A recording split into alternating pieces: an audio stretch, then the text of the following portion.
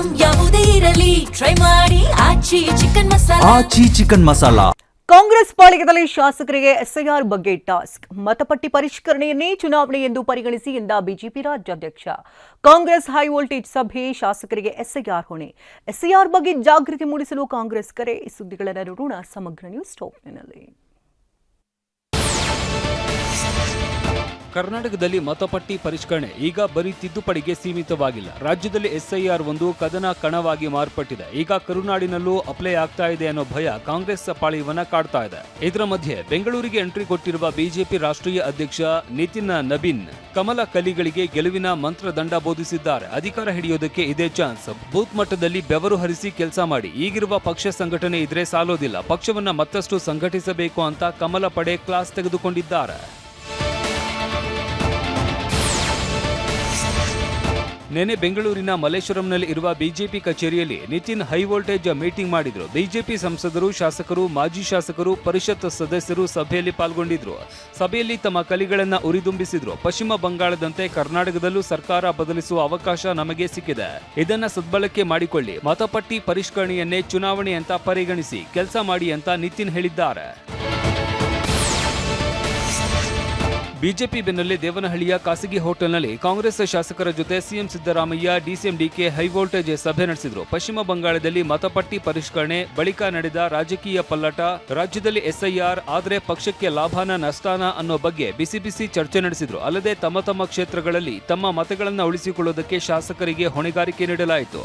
ಮೈಯೆಲ್ಲ ಹದ್ದಿನ ಕಣ್ಣಾಗಿ ಇರುವಂತೆ ಖಡಕ್ ಸೂಚನೆ ನೀಡಿದ್ರು. ಇನ್ನು ಡಿಸಿಎಂ ಡಿಕೆ ಮತದಾರರು ಜಾಗೃತಿಯಿಂದ ಇರಬೇಕು, ಎಸ್ಐಆರ್ ಬಗ್ಗೆ ಜಾಗೃತಿ ಮೂಡಿಸಬೇಕು, ಬಿಜೆಪಿ ವೋಟ್ ಚೋರಿಗಾಗಿ ಮತಪಟ್ಟಿ ಪರಿಷ್ಕರಣೆ ಮಾಡ್ತಾ ಇದೆ ಅಂತ ಗರಂ ಆದ್ರು. ಅತ್ತ ಕೇಂದ್ರ ಸಚಿವ ಎಚ್ಡಿಕೆ ಕಾಂಗ್ರೆಸ್ನವರು ವಿಷಯ ಡೈವರ್ಟ್ ಮಾಡ್ತಾ ಇದ್ದಾರೆ ಅಂತ ತಿರುಗೇಟು ನೀಡಿದ್ರು. ಅರ್ಜಿ ಹಾಕೊಳ್ಳಿಲ್ಲ ಅಂತಂದ್ರೆ ಅವರು ಮತದಾನದ ಹಕ್ಕನ್ನ ಕಳ್ಕೊಳ್ತಾರೆ. ಯಾವಾಗ ಮತದಾನದ ಹಕ್ಕನ್ನು ಕಳ್ಕೊಳ್ತಾರೆ ಅವ್ರಿಗೆ ಯಾವ ಥರದ ಬೆನಿಫಿಟು ಸಿಗೋದಿಲ್ಲ. ನಾಳೆ ಪೆನ್ಷನ್ ಇರ್ಬೋದು, 5 ಗ್ಯಾರಂಟಿ ಇರ್ಬೋದು, ಮನೆ ಇರ್ಬೋದು, ಸೈಟ್ ಇರ್ಬೋದು, ಜಮೀನು ಇರ್ಬೋದು, ಎಲ್ಲ ಕೂಡ ಅವರೆಲ್ಲ ಕಳ್ಕೊಳ್ತಾರೆ. ಇವರಿಗೆ ಮಾಡಕ್ ಜನ ಕೆಲಸ ಕೊಟ್ಟರು, ಕೆಲಸ ಮಾಡೋ ಒಂದು ಮನೋಭಾವ ಇದೆ. ಸುಮ್ಮನೆ ಯಾವುದೇ ವಿಷಯಗಳು ಡೈವರ್ಟ್ ಮಾಡೋದು. ಈಗ ನೋಡಿದೆ, ಈಗ 2,000 ಹೆಣ್ಮಕ್ಳು ಕೊಡ್ತೀವಿ ಇದೆಲ್ಲ ಹೇಳಿದ್ರಲ್ಲ, ಆ ದುಡ್ಡು ಬಂದು 5 ತಿಂಗಳಾಯ್ತು. ಬೆಳಗ್ಗೆ ಮನೆ ಹತ್ರ ಬಂದು ಅಳ್ತಾ ನಿಂತ್ಕೊಂಡು ಜೀವನ ಮಾಡೋಕ್ಕಾಗಲ್ಲ, ಆಯ್ತಾ ಇಲ್ಲ ದಯವಿಟ್ಟು ಕಾಪಾಡಿ ಅಂತ ಬಂದಿದ್ದು ಒಂದು ಹೆಣ್ಮಕ್ಳು.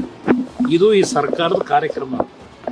ಬರೀ ಇದರಲ್ಲಿ ಜಾಹೀರಾತುಗಳ ಮುಖಾಂತರ ಬಣ್ಣದ ಕಾರ್ಯಕ್ರಮ ಹಾಕೊಂಡು ಓಡಾಡ್ಕೊಂಡು ತಿರುಗ್ತಾವ್ರೆ. ರಾಷ್ಟ್ರೀಯ ಅರ್ಹತಾ ಪ್ರವೇಶ ಪರೀಕ್ಷೆ ಪ್ರಶ್ನೆ ಪತ್ರಿಕೆ ಸೋರಿಕೆ ಪ್ರಕರಣದಲ್ಲಿ ಕೇಂದ್ರ ಶಿಕ್ಷಣ ಸಚಿವ ಪ್ರಧಾನ್ ರಾಜೀನಾಮೆಗೆ ಆಗ್ರಹಿಸಿ ಅಭಿಯಾನ ನಡೆಸಲಾಗ್ತಾ ಇದೆ. ಚಿಕ್ಕಮಗಳೂರಿನಲ್ಲಿ ಇವತ್ತು NSUI I am cockroach rally ನಡೆಸುವುದಕ್ಕೆ ಪೊಲೀಸ್ ಇಲಾಖೆ ಅನುಮತಿ ನೀಡಿದೆ. ಜಿರಳೆ ಚಿತ್ರವಿರುವ ಮಾಸ್ಕ್, ಟಿ ಶರ್ಟ್, ಬ್ಯಾನರ್ ಬಳಸುವಂತಿಲ್ಲ ಅಂತ ಷರತ್ತು ವಿಧಿಸಿ ಐ ಆಮ್ ಕಾಕ್ರೋಚ್ ರ್ಯಾಲಿಗೆ ಅನುಮತಿ ನೀಡಿದ್ದಾರೆ. ಮಹತ್ವಾಕಾಂಕ್ಷೆಯ ಗ್ಯಾರಂಟಿಗಳಾದ ಗೃಹಲಕ್ಷ್ಮಿ ಮತ್ತು ಗೃಹಜ್ಯೋತಿ ಫಲಾನುಭವಿಗಳ ಪರಿಷ್ಕರಣೆಗೆ ರಾಜ್ಯ ಸರ್ಕಾರ ನಿರ್ಧರಿಸಿದೆ. ನಿನ್ನೆ ನಡೆದ ಎಸ್ಐಆರ್ ಸಭೆಯಲ್ಲಿ ಸಿಎಂ, ಡಿಸಿಎಂ ಗೃಹಲಕ್ಷ್ಮಿ, ಗೃಹಜ್ಯೋತಿ ಫಲಾನುಭವಿಗಳ ಪರಿಷ್ಕರಣೆಗೆ ನಿರ್ಧರಿಸಿದ್ದಾರೆ. ಮೃತಪಟ್ಟವರ ಹೆಸರಲ್ಲೂ ಗೃಹಲಕ್ಷ್ಮಿ ಹಣ ಸಂದಾಯವಾಗುತ್ತದೆ. ತೆರಿಗೆ ಕಟ್ಟುತ್ತಿರುವವರು ಹಣದ ಲಾಭ ಪಡಿತಾ ಇದ್ದಾರೆ. ಒಂದೇ ಮನೆಯಲ್ಲಿ ಇಬ್ಬಿಬ್ಬರಿಗೆ ಗೃಹಲಕ್ಷ್ಮಿ ಹಣ ಜಮೆ ಆಗ್ತಾ ಇದೆ ಅಂತ ಸಮಗ್ರ ಪರಿಶೀಲನೆಗೆ ಸಿಎಂ, ಡಿಸಿಎಂ ಚಿಂತನೆ ನಡೆಸಿದ್ದಾರೆ.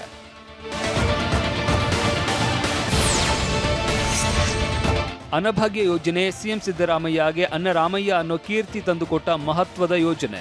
ಆದರೆ ಇದೇ ಯೋಜನೆ ಹಲವು ಗೊಂದಲಗಳಿಗೆ ಕಾರಣವಾಗಿದೆ. ಬಿಪಿಎಲ್ ಕಾರ್ಡ್ ಹೊಂದಿರುವ ಕುಟುಂಬಕ್ಕೆ ಪ್ರತಿ ಸದಸ್ಯರಿಗೆ ತಲಾ 10 ಕೆಜಿ ಅಕ್ಕಿ ಕೊಡಲಾಗುತ್ತೆ. ಆದರೆ ಕೇಂದ್ರ ಸರ್ಕಾರದಿಂದ 5 ಕೆಜಿ ಅಕ್ಕಿ, ರಾಜ್ಯ ಸರ್ಕಾರದಿಂದ 5 ಕೆಜಿ ಅಕ್ಕಿ ಸೇರಿಸಿ 10 ಕೆಜಿ ಅಕ್ಕಿಯನ್ನ ವಿತರಿಸಲಾಗುತ್ತೆ. ಪ್ರತಿ ತಿಂಗಳು ಹೀಗೆ ನಡೆದುಕೊಂಡು ಬರ್ತಾ ಇದೆ. ಆದರೆ ಈ ಬಾರಿ ಕೇಂದ್ರ ಸರ್ಕಾರ ಮೇ ಹಾಗೂ ಜೂನ್ ಸೇರಿದಂತೆ 2 ತಿಂಗಳ ಅಕ್ಕಿಯನ್ನ ಒಟ್ಟಿಗೆ ನೀಡಿದೆ. ಹೀಗಾಗಿ ರಾಜ್ಯದ ಎಲ್ಲಾ ಸರ್ಕಾರಿ ನ್ಯಾಯಬೆಲೆ ಅಂಗಡಿಗಳಲ್ಲಿ ಕೇಂದ್ರದಿಂದ ಬಂದಿರುವ ದವಸ ಧಾನ್ಯವನ್ನ ನೀಡಲಾಗ್ತಾ ಇದೆ. ಸರ್, ಅಕ್ಕಿ 2 ಕೆಜಿ ಕೊಡ್ತಾ ಇದೀವಿ, ರಾಗಿ 3 ಕೆಜಿ ಈ ತಿಂಗಳದು, ನೆಕ್ಸ್ಟ್ ತಿಂಗಳದು 2, 3 ಅದು ಹಂಗೆ ಸೇಮ್ ಅದೇ ರೀತಿ ಕೊಡ್ತಾರೆ. ನಮ್ಗೆ ಅಲರ್ಟ್ ಆಗಿರೋದೇನು ಅಂದರೆ ಸೆಂಟ್ರಲ್ ಅಷ್ಟೇ ಅಲರ್ಟ್ ಆಗಿರೋದು. ಆ ಬೇಸ್ ಮೇಲೆ ಏನಾದರೂ ಕೊಡೋಕೆ ಹೇಳೋರೆ, ಅದ್ರ ಮೇಲೆ ಕೊಟ್ಟವ್ರೆ. ಅದಕ್ಕೊಂದು ನೋಟಿಫಿಕೇಶನ್ ಆಗದೆ, ಆ ನೋಟಿಫಿಕೇಶನ್ ಅವನ್ನೇ ಕೊಡ್ತಾ ಇದೀವಿ ಸರ್. ಡಿಕೆ ಶಿವಕುಮಾರ್ ಪಂಥಾಹ್ವಾನ ಸ್ವೀಕಾರ ವಿಚಾರಕ್ಕೆ ಮಾತನಾಡಿದ ಕೇಂದ್ರ ಸಚಿವ ಎಚ್.ಡಿ. ಕುಮಾರಸ್ವಾಮಿ, ಚರ್ಚೆಗೆ ಆಹ್ವಾನ ಕೊಟ್ಟವರು ಅವರು ಎಂದಿದ್ದಾರೆ. ನಾನು ಚರ್ಚೆಗೆ ಸಿದ್ಧನಿದ್ದೇನೆ ಅಂತ ಹೇಳಿದ್ದೇನೆ. ಈಗ ಬಿಸಿ ಇರೋರು ಅವರು ಎಂದಿದ್ದಾರೆ. ಅರ್ಧ ರಾತ್ರಿವರೆಗೆ ಏನ್ ಮಾಡ್ತಾರೆ ಅಂತ ಗೊತ್ತಿಲ್ವಾ? ಜನರ ಮುಂದೆ ಚರ್ಚೆ ಆಗಲಿ. ಜನರ ಮುಂದೆ ಚರ್ಚೆ ಆಗೋದಕ್ಕೆ ನನ್ನದೇನು ತಕರಾರಿಲ್ಲ. ಬಿಡದಿ ಟೌನ್ಶಿಪ್ಗೆ ಯಾವ ರೈತರು ಒಪ್ಪಿದ್ದಾರೆ, ಯಾವ ರೈತರ ಬಳಿ ಚರ್ಚಿಸಿದ್ದಾರೆ, ಯಾರು ಒಪ್ಪಿದ್ದಾರೆ, ಎಲ್ಲ ಮಾಧ್ಯಮದವರು ಬನ್ನಿ ರೈತರ ಬಳಿ ಹೋಗೋಣ ಅಂತ ಸವಾಲು ಹಾಕಿದ್ರು.